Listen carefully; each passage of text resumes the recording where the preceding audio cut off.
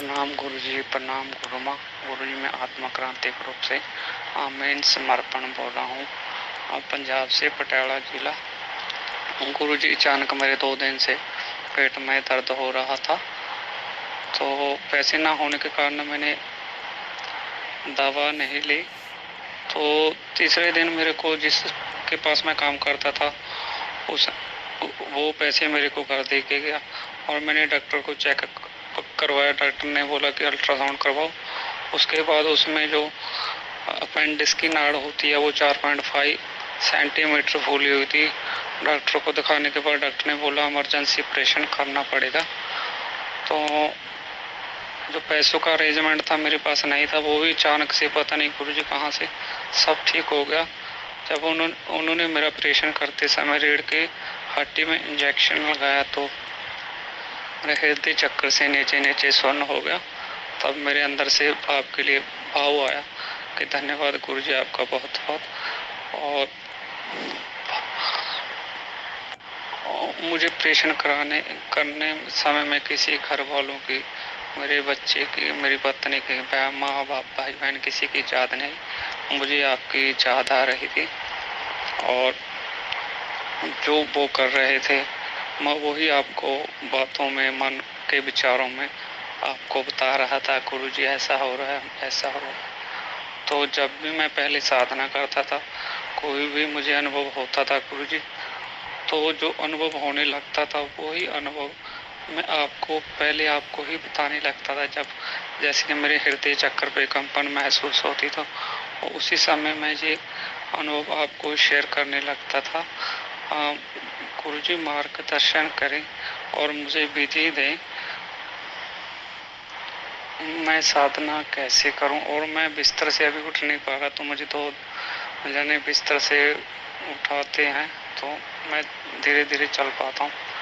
तो जब मैं अब अपने स्टोर रूम में साधना करने के लिए अंदर आया आज ही, तो मेरी आंखों में आंसू आ गई।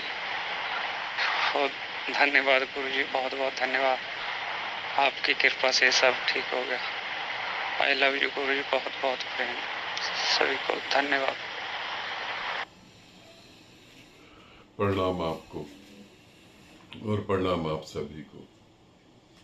समर्पण, जिसे तुम्हारा नाम है समर्पण,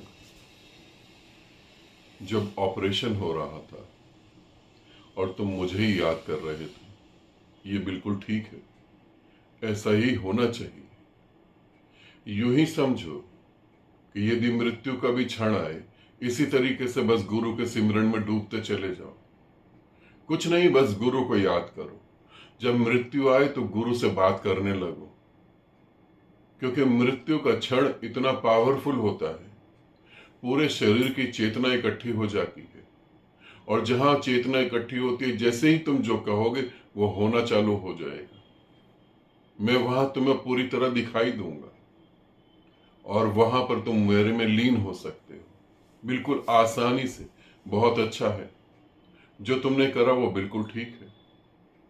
मगर हाँ, इसे भी ध्यान रखो, अभी और की जरूरत है, अभी और डूबना है। इंजेक्शन लगा तो नीचे का हिस्सा सुन्न हो गया। तुम ये समझो कि जिस दिन मृत्यु आएगी उस दिन तो पूरा शरीर बेहोश हो जाएगा। वहां पर इस पल को याद रखना, डूबना, जितना डूब सको। फिर तुमने पूछा कि विधि के बारे में गुरुदेव कुछ बताएं।